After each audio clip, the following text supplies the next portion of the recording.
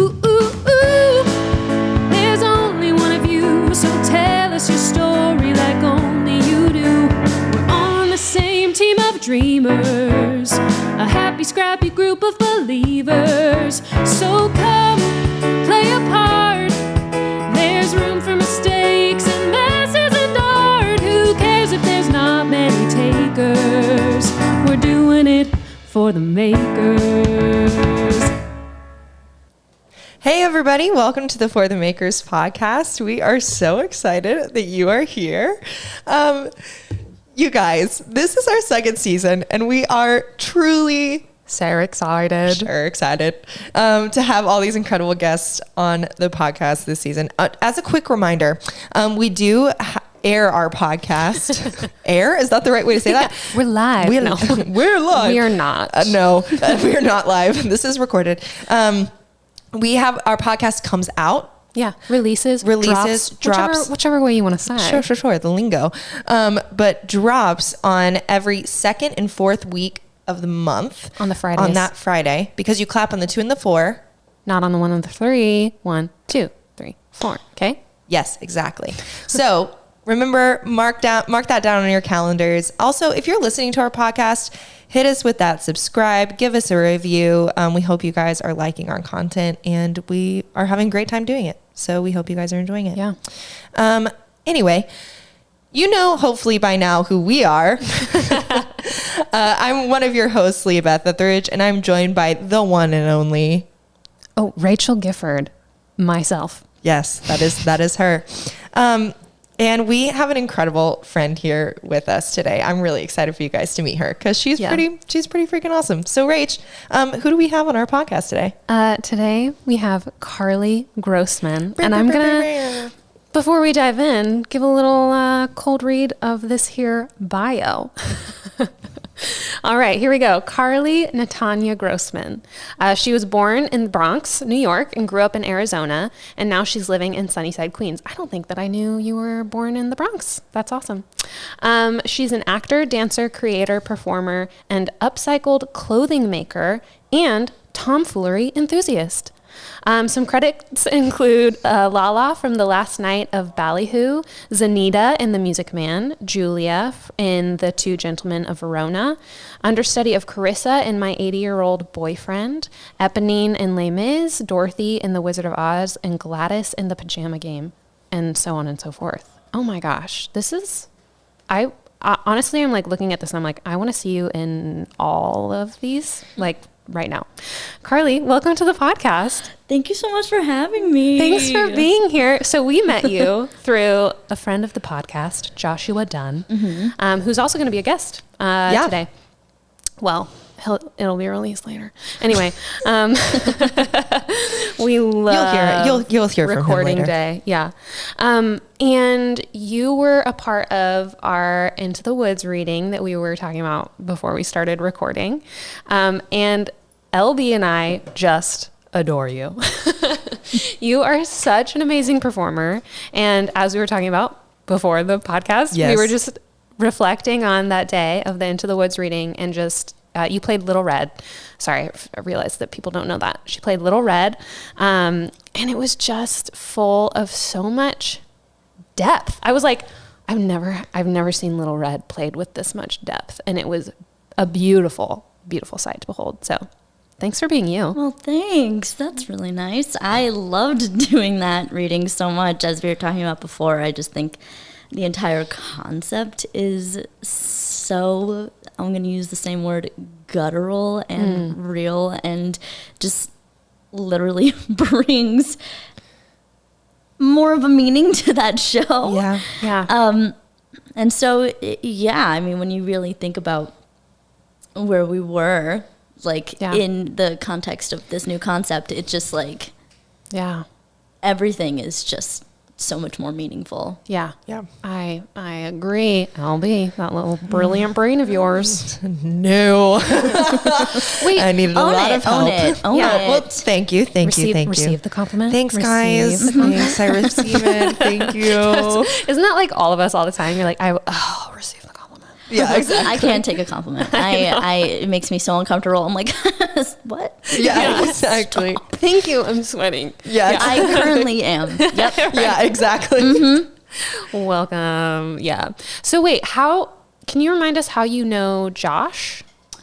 Oh my goodness. Did you meet in Arizona? Yeah, yeah.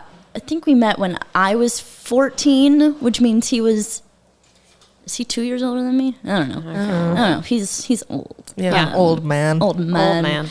But yeah, we met doing a show, and I think we were doing The Wiz. Comical.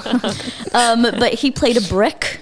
Oh, Let's go. And I will be bringing that up in his interview. He's a dancing brick, and it was great. Hey, that's awesome. And I was like a poppy and some other Let's go. that. We love inanimate objects. We would do lifts all the time. Like, I think we did a lift at the end of that show, or I think it was that show. But yeah, I don't know. And when did you guys start clowning? That was just so recently. Okay. Just very amateurly. He did the show The Wanderers. Yeah. Uh-huh. And he didn't do that show amateurly. That was a separate thought. He did that show, and then we amateurly started just the interest in swing dancing was there, and it's actually become a lot more of an interest. I've been doing it actually a lot more. Oh, cool. Oh, cool. I've gotten to some social dances, and Fun.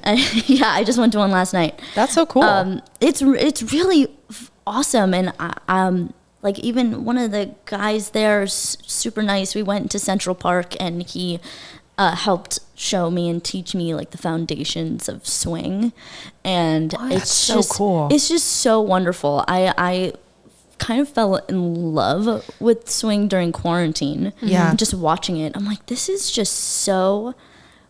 Like, there's just such a joy and a freedom to this style of dance, and I just fucking love it. And Yes. so I'm so happy that I'm learning it now. But I hadn't taken any classes when Josh and I were like, let's do this. And then I've always been, as the bio said, a tomfoolery enthusiast. Sure. So I just love the silly things. And I was like, maybe we could do, like, I love the vaudevillian style. Yeah. Laurel and Hardy sort of, Yeah. like, love physical comedy. I was like, maybe we can blend that, mesh that with the swing. So we just started, like, fucking around with that. Yeah. And that was, like, our first time we ever did something like that together. So we saw, I think the first thing that we saw you two perform together was last year at the, what's it called? The Little Island in Manhattan. And I was just like, what you guys do, it is kind of a lost art form. Like, people 100%. the physical comedy, I love physical comedy.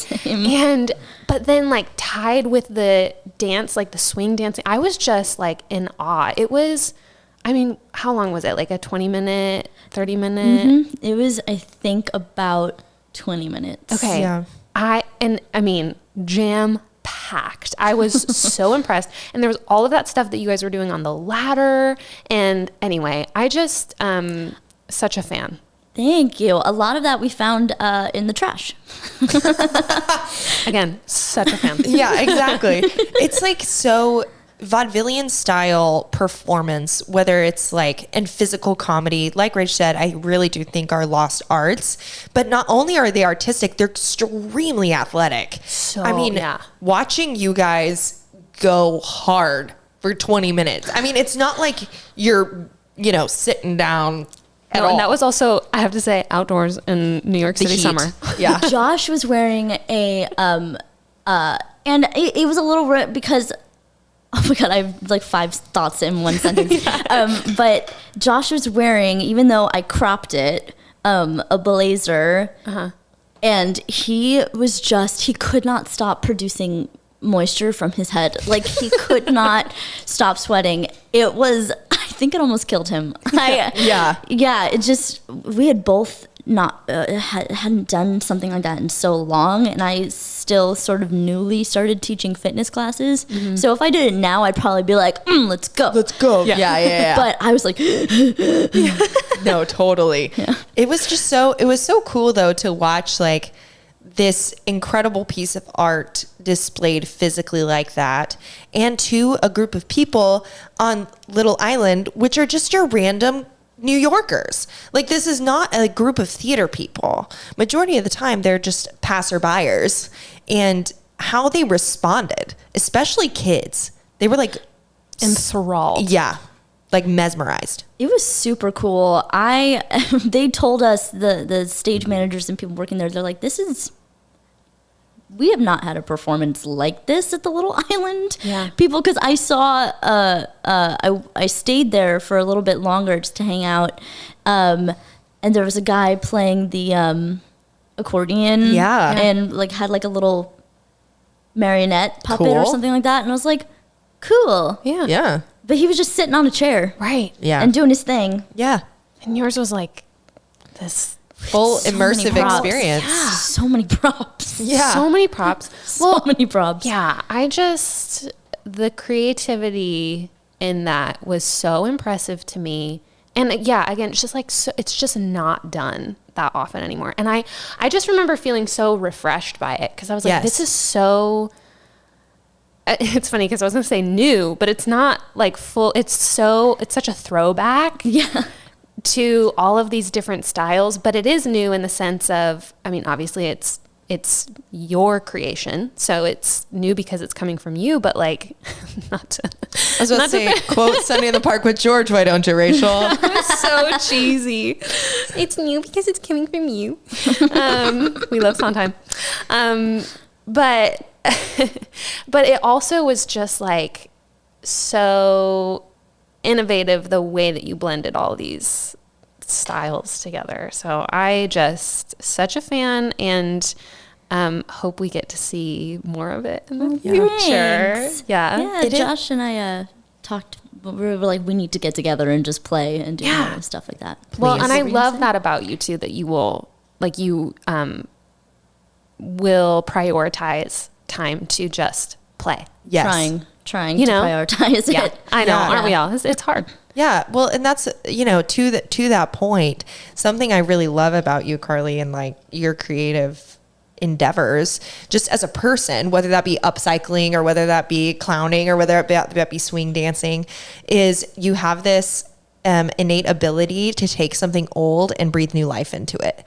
And like, that's something that I really loved about your performance in Into the Woods, but also just watching you clown or seeing the different types of clothing items that you create. These things, you get to just like take something that somebody might just brush off and be like, oh, this role, we've seen people do this how many times? Okay, like yawn, move on. Or like, oh, this piece of clothing, like it had a good use at one point, but now it's, done with. Or, this was a cool style of dance back in the day, but it's boring now.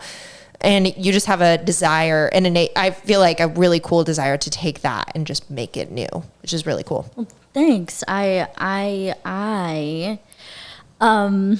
were just talking about how we cannot accept compliments very well. Right. No, it just, I don't know. I guess my sister calls me an empath, and Yeah. I just feel very, very deeply for things. And which means I cry a lot. Sure. Yeah, I accept it now. Totally. No, I don't know. I love the idea of, like, when it comes to clothing, taking something old or something that people brush off and making it new. It just feels, it brings me a satisfaction that is just, I don't know, fills my heart. Yeah. Without a doubt. Okay, I feel like this is a good segue into the first question, because now I'm curious. What got you into the arts? Well, my mom always told my sister and I that we need to have a verb. Doesn't matter what it is, we just have to have a verb. And so my mom always loved gymnastics, so my sister tried gymnastics. Not for her. She put me in gymnastics. I feel like you can learn that pretty fast. Yeah. That was me as a kid. Yeah. Yep. She put me in gymnastics when I was 2, and it stuck. So I was a gymnast Cool. for 9 years. And Wow, 9 years. yeah, but I got plantar fasciitis from it, and I didn't love it enough to continue feeling, and I wasn't good enough at it either to like deal with the pain of Sure. my body. Sure. And yeah, and that's just, I mean, similarly to the ballet world, it's just somewhat at certain gyms, it's just somewhat toxic. Yeah. Of like the physical demand of your body. And I know I'm like giving so much backstory to your question right now. No, I love it. The physical demand on your body, and then the kind of like weight check-ins Yeah. of that thing. Like I still have weird physical thoughts about my physique. Sure. Not necessarily about like being thin, it's like about being strong. Right. And if I don't look strong or fit, I don't look good. Right. So yeah, didn't love it enough to continue that. Yeah. But then my sister, she tried a few things, and then she got into theater, and then the youth program at a certain theater in Arizona, they canceled their youth program. And so a bunch of angry parents got together and created their own theater, which is now Wow. the theater that my dad runs. Wow. My parents are the only 2 parents left of that group. Oh Wow. my gosh. And so there was that. And when I quit, quit gymnastics, I started taking some dance classes, and then I kind of got into the theater world too, because it's just, I did some shows here and there, but it's just was like a family Right. A fair thing. Yeah. And my dad was in a band in the 80s, and so he's always been musical, and then my mom just loves music, even though she's a vet tech, and but still very creative and she creates props for the shows, and Cool. she's super creative in that way, and like so it's just always just been around, and it just kind of felt like there's a no-brainer to get into. You know what I mean? Yeah. Yeah. Absolutely. Yeah. So did you study theater in college? Okay. And you were doing it quite a bit before, like leading up to deciding that you wanted to pursue it as a career. Yeah. What was kind of the switch there for you? The switch from hobby to career. Yeah. Honestly, it kind of wasn't even a second thought. I love that, Honestly, I just well, in high school, I have a lot of social anxiety, and it's always been kind of hard for me to connect with people that aren't in like that sort of community. So when I got into high school, I was like, I'm not a fan of any of you here. Sure. So I told my guidance counselor, I was like, okay, great. I'm going to take some classes online, some classes here, and I'm going to get out of school early. Yeah. And I'm going to audition for some professional theaters in the Valley. Cool? Yeah. And he was like, okay. So He was like, I guess it's cool. I was like, I've already signed up for a class. It's fine. Like, I just didn't give him a choice. And so I auditioned for some of the professional theaters in Arizona, like Arizona Broadway Theater and Phoenix Theater. And I don't know why. They just started to cast me. And so I kind of bounced around working. Okay. And just consistently in high school. And I was just like, This is it. I'm working. I can do this. Like, I debated not even going to college and just moving with my sister in New York. But then ultimately college was important. Yeah. So wasn't Did even you like a second thought. move here right after college? No, because the pandemic. It was in 2020. That good old pandemic. Yeah.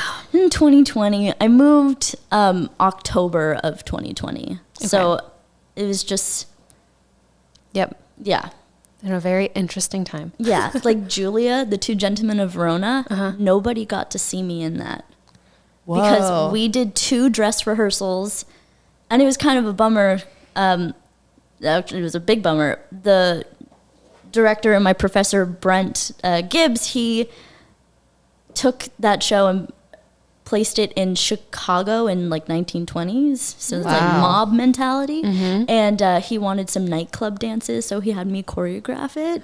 Oh, wow. And it was like really cool. Yeah. But nobody got to see it. Oh, man. Yeah. Ugh. See, those are like, If only we had a time machine, man. I know. My mom was thrilled. She hates Shakespeare. My mom was thrilled. Hey, you know, That's so funny. we all have our tastes. Yeah. Yeah, we do. We do. That's okay.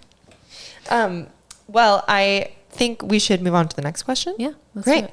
So, Carly, why do you think the arts are important? Oh my gosh. Super easy. Should be super fast. Yeah. Like really simple question, not a loaded question at all. Yeah, exactly. We just, every single person in the entire world consumes art in some way or another. The arts, like movie stars, the movies, TV shows, it's just like, we don't think about it as art, but like, that's just what people consume every day. Right. And the art that we're putting out is so important too, because it's too big of a question to answer simply. Yeah. Just because it has an impact on everybody every day. Yeah. And the correct, there's not a right or wrong, well, there is a wrong way, but there's no like one right way to put out art.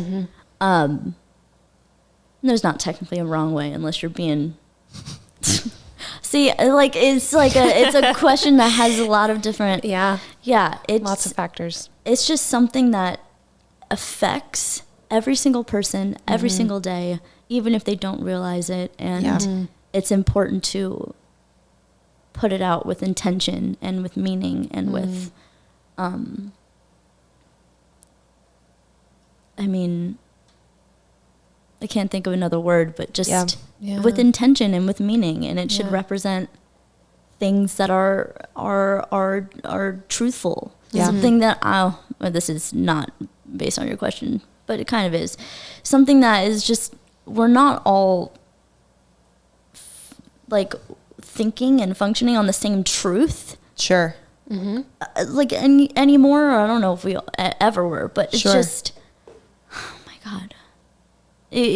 Just the arts are just so important and can affect so much change. And touch so many people in different ways. So it's just, it's overwhelmingly important. Which is why I stuttered so much on that answer.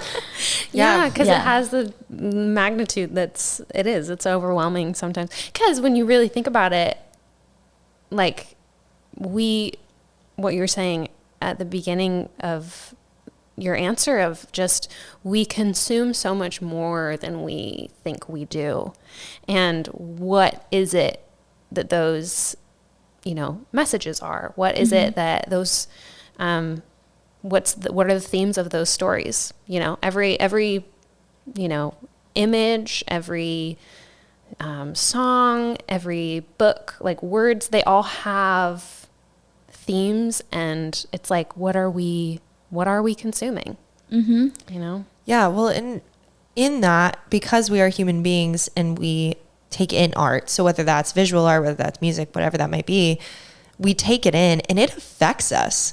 Like, there are certain pieces of art, like certain TV shows or certain kinds of music that I listen to and I have listened to in the past or seen and been like, maybe I don't need to be watching that or listening to that, because I recognize like, oh, this is making me really anxious, or this is making me really think not good about somebody else in my life, or this thing, it's feeding me certain things. And I think it's important for all of us to take stock of like, okay, what art do we consume on a regular basis? And is it good for us? Like, is that for you as an individual? Because everybody's different, right? So like somebody else can watch that show that messed me up and be like, that was so great. I got so much from that. And that's one reason why I love art, is because it's subjective. Yeah. So like somebody who can absolutely love somebody and something, and then the next person can be like, no, never again will I watch that, you know? And everyone can have their opinion on art too. I just also, especially with music, well, I mean, actually every kind of art, but just music in general is just so subjective. Yeah. It's just so subjective. And everyone wants to have an opinion. Everyone wants to comment. Yeah. Everyone can comment on fucking social media. Right.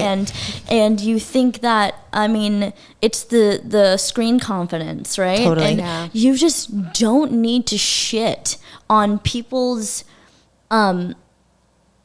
heart.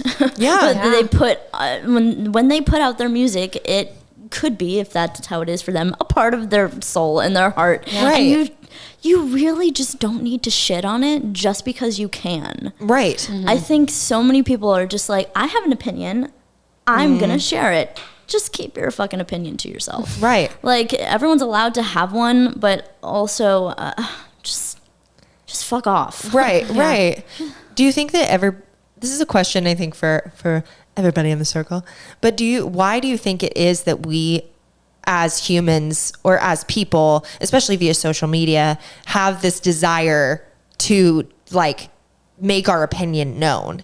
Is it to be like seen more? Is it because we feel like if we don't comment or we don't say something, then we're like, do we actually fucking exist? Right, exactly. That's a good question. I mean, I don't know. It's a lot of different reasons. It's about having control. Sure. Like, if I can say this thing, I have control over how people see me, or maybe I can have control over how someone sees this, because my opinion matters. Like, and yes, a lot, your opinion matters to you, but I don't know you. Your opinion doesn't mean shit to me. Right. Like, if also you're shitting on someone's work, right, unnecessarily. It's about having some sort of power. We have power because we have social media, and really, it is such the fucking opposite. Yeah. Social. Yeah. No, I was just gonna say it's so interesting because it's there's definitely a power to it, because we see that there's a lot of money that can come from social media, but there's also like a total fake power. There's really not actually like power. I mean, I don't know. It's a double-edged sword for sure. Without a doubt. We see how effective social media is, especially just in the world, not having to do with art, just in general. People can consume information that is not truthful. We are not functioning on the same truth. You can literally put anything out there. It's like social media is just one big like Wikipedia page where you can just add in your own information. That's a really good way to put it. Yeah. Yeah. Where's like the basis for? Yeah. Yeah. Well, and it goes to kind of question part 2 of this, I think, is like, well, then is, as artists, like, is social media in itself an art form? Or is it a catalyst for art? Or is it not? Because I think that's what's really tricky as an artist on social media, is because, like you said, if Rach puts out one of her songs on Instagram, that is very vulnerable. Or like it's extremely vulnerable. Yeah. Or like if you put up a piece of you dancing or a part of your clowning, show, or whether I put out, a concept online, or a one video of me singing, like that is extremely vulnerable. It scares me. I second guess so much of what I put on there, and I'm trying to I had this conversation with the guy I went to Central Park to dance with. We were just talking about it's almost what the hell did I say? It was to feel uncomfortable is almost a waste of time. I just feel that. Yeah. Yes. To feel uncomfortable about putting your art out in the world. Yeah, 100%. It's funny because you mentioned discomfort, because earlier I was thinking too, when we were talking about just like what was it? When we were just talking about art, like why it's important. because we're consuming so much, there's also this idea of like challenging your mind, like the art that you're consuming, like, is it making you think deeper about life, about yourself, about other people? Is it making you consider things that you wouldn't normally consider? Is it all of those aspects of it? And it's just funny because we don't I think that goes to why people want their opinion to be like, why they feel the need to share their opinion too, is because sometimes we don't like feeling discomfort. So there's like the two discomforts, right? Of like, it's a waste of time for me to feel discomfort about putting this out into the world. At the same time, it's worth my time to feel uncomfortable in certain situations, or for sure. Right? So it's like, oh, there's so many sides to all of this. Yeah, I mean, the uncomfortable feeling could be also a feeling of risk, of something new. Right. And that's exciting. Like if you feel anxious watching a movie, it's because I always get secondhand embarrassment and secondhand anxiety whenever I'm watching something. And sometimes it's good because it's new, or I feel the risk that person is taking in the thing, and I'm like getting squirmy just thinking about it. Like sometimes that's good, the uncomfortable. Right. But the feeling of uncomfortable doubt is almost a waste of time. Yeah. Yeah, I love that. Trying very hard. What was it? I just saw a quote like the other day. Hold on, I'm going to try and find it. By Rick Rubin, who is a music producer. I saved it. Rick Rubin. I'm looking on Instagram right now. He's a brilliant music producer, and it says, do what nope, that wasn't the one. That wasn't the one. And you guys were like, that has nothing to do with what we were talking about this conversation. Okay. It was basically like, you are successful the minute that you share something. Like, success is just the fact that you shared it. And I'm like, that's like, we don't think like that, but that's true. It is hard. It is hard to share your truth and a part of yourself. Right. And so, and I mean, social media has become like the new website. Right. for people. Right. It's like the business card. Yeah. But it is annoying to me that people on like the TikTok are just stitching their, I don't know the proper term, stitching their voice onto sound audio bites from things, stitching that into a video and making money off of that. Yeah. And I'm like, I went to school. Right. Yeah. Right. Exactly. Yeah. It's frustrating. It is. Okay. We have to move on. We got to keep going. I know, but this is so good. Such a good conversation. Carly, what keeps you grounded as a human? See, I was looking at this question, and a lot of these questions are not simple. Sorry. You fiends. What if somebody's like, social media, actually? And we're like, oh, tell us how. Yeah. Okay. Expand. No. No, just save that for your therapy session. No. God, that is a very hard question. I think because I don't know.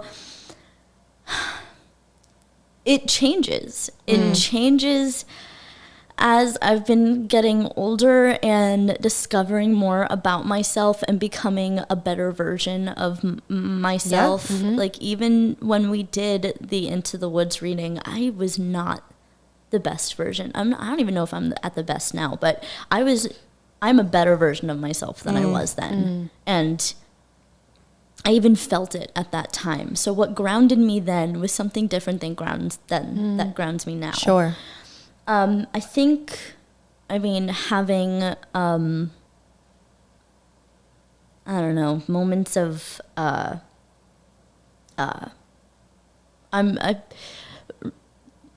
I teach fitness classes for the day job.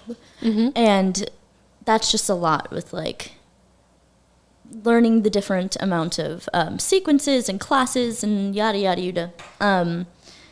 So I think just having a moment of stillness and silence within my brain that I can maybe cook and listen to music or a podcast or something. Yeah. And or I like to doodle in my little notebook. Yeah. Mm-hmm. And even like creative projects for myself. Yeah. Once I got a sewing machine, everyone was like, "Can you do this for me and this for me and this for me?" And I'm like, I mean, sure. But doing a project for myself Right. helps me get, like, I'm going on different tangents here, but it just, it changes. Yeah. Yeah. It changes. That's so real. Yeah. That's so real because your needs change depending on what's going on in your life, season of life. Like, I think that the things that you just said right now, I'm like, yeah, that's very grounding. And it's funny because, like you said, like a couple of years ago, I would have been like, that's not grounding at all. Like, that just feels like a waste of time. But now I'm like, oh my gosh, no, I need those moments of stillness. I need to cook a meal for myself during a busy week. Like, it's just, there are so many of those things that are lots of little things. Lots of little things. And those end up, I find, I'm such a like weird, I say this all the time, but like the little things in life, like, I just feel like the older you get, the more you realize those are actually the big things. Like those little things, they add up and they all matter so much. Yeah, and it's not just about doing things by myself. Sometimes the thing that grounds me, if I'm like really in my head, because I overthink all the time and I go down rabbit holes and then I sort of spiral in my head and then I'm like, oh my God. I go to like a social thing. Right. And like I was watching Drag Race at a friend's house and it was all the way in Dumbo. Yeah. And I had to go right after I taught a fitness class. Oh my gosh. But I mean, that environment where people are like, have some wine, have some snacks. Right. And I was like, Yeah. It's so funny you say that because I think all of us, depending upon whether we're introverts, extroverts, whatever it might be, those few moments where either you're by yourself doing something that you love or making a meal for yourself or whatever, or you're with a group of people that you love, relaxing, being together, having a glass of wine, having fun. Those moments both are like what they result in is just relaxation and freedom. Being able to just be in a space and not have to be doing anything. Like just being able to sit there and be like, oh, okay, I don't have to be on right now. I don't have to be anything for anybody right now. I just get to be right here. And that can be really, really nice and really grounding, especially living in New York City where we're going all the time. I also find that my neighborhood is sort of grounding too. I live in Sunnyside and I love that neighborhood. Oh my God, it is the best neighborhood. Oh my God. The trees are amazing and it just feels like such a neighborhood and community and it's just beautiful. I have like my Sunnyside mom. I go into the natural market and I'm like, hi Perry. I love that. Yeah. I love that so much. It's so great. Oh, and I go to my coffee shop. Come on. They we know each other's names now too. Yeah. And that sort of community, I never want to ever live Anywhere in else. Manhattan. Anywhere else. Hey, Sunnyside. watch it. Hey, come on. Are you dedicated to your borough? I mean, I don't know. Maybe. Yeah. Define Manhattan. Yeah. See? No, totally. Okay. Last two questions. What person, place, or experience has shaped you the most? Hi, Gewalt. I know, sorry. Creatively or in life. Yeah. I think I'll just say my family, my immediate family. Because we are so involved in each other's lives from the very beginning. Yeah. Like I love my parents. I love my sister and the fact that we're able to have this common ground of things that we can share, like things that we can just we were always just involved in each other's life. Like, we have a family group chat, and we're just like, look at this amazing lunch I made today. And that's literally, I'm sure a handful of families do this, but I feel fortunate to have a family that has affected me, obviously, growing up, and major positive impact, and creatively as well. Right. It's so cool. I didn't even really think about it until I got older, but my dad has just become such a always been creative, my family, but he just reads so many plays, so many books, so many acting books about directors, and is just consistently learning and striving to become better creatively, because he understands that he has such a responsibility and a privilege to teach kids and have a positive influence on them. And I mean, my sister too is just like, she inspires me when it comes to, I mean, just performing and being creative. And since she's moved to Chicago, I'm so proud of her she's in Second City, and Come on. it's the most confident I've seen her be, and the most creative I've seen her be, honestly. Improv is scary, and she's like, I love it. That's great. And my mom too, she sells freaking clothes on Poshmark, and let's go. She is extremely creative in just creating the props that she does, and with just so many little projects with like plants, making them pretty, and she put there's just so much little things that I just love, and I just think that the most simple answer I can give is just my immediate family. It's such a blessing. That's so I know. cool. I know. I love that's your answer for this, because it's just such a cool, when, like, again, as you get older, we sound like we're like old biddies over here. No, but it's true. But like, when you realize, like, I'm not taking that for granted, you know? Right. I mean, maybe the quarantine pandemic era made everyone, I mean, you were forced to sit and think. And I mean, for my graduation, it was virtual, and my mother, and I got wasted, and she very creatively, her ideas, she has crazy, wacky ideas, and I love it. I love that. But she was like, move the fork on your head. And I was like, okay. So I moved a fork from one side of my head to the other. I love this. And that was my tassel moving. It's just like, it was. That's so cute. Yeah. You know, that's my answer. That's amazing. I love that so much. The fork. The fork That's moving. incredible. Okay. Fifth and final question. What book, play, or film do you think every person should read or watch? Everything. As much as you can. Yeah. That's my question. Love that answer. It's not. I love that answer. It's literally, I have started watching more old films around like the 1940s specifically, because I love that era. I love the physical comedy. I want to see more swing dance. I want to see more like I'm gonna watch more Laurel and Hardy movies.